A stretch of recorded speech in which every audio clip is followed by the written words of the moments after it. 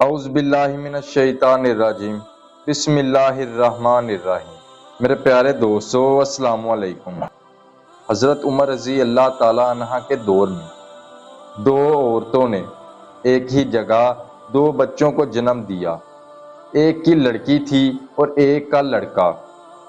اس کے بعد دونوں عورتوں میں آپس میں جھگڑا ہو گیا اس بات پر کہ دونوں کہتی تھی کہ میرا لڑکا ہے اور لڑکی تمہاری ہے، دوسری کہتی نہیں لڑکا میرا ہے اور لڑکی تمہاری ہے۔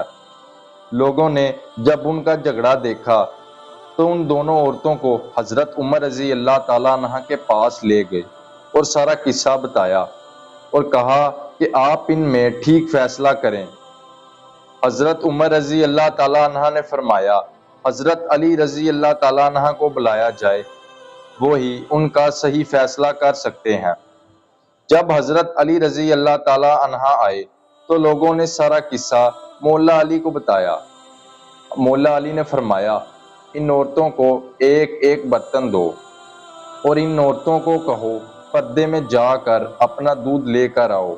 جب ان عورتوں نے دودھ لا کر دیا تو مولا علی نے فرمایا کہ ایک میزان لایا جائے۔ میزان لایا گیا تو علی رضی اللہ تعالیٰ عنہ نے اس میزان پر دونوں عورتوں کا دودھ رکھ کر تولا تو ایک کا وزن کم تھا، دوسرے کا وزن زیادہ تھا۔ مولا علی نے پھر فرمایا جس کے دودھ کا وزن زیادہ ہے اس کا لڑکا ہے اور جس کے دودھ کا وزن کم ہے اس کی لڑکی ہے۔ یہ دیکھ کر لوگوں نے کہا یا علی آپ نے یہ کیا فیصلہ کیا ہے اور کہاں سے کیا ہے اور یہ کیسے کر سکتے ہیں؟ مولا علی نے فرمایا یہ قرآن کا فیصلہ ہے۔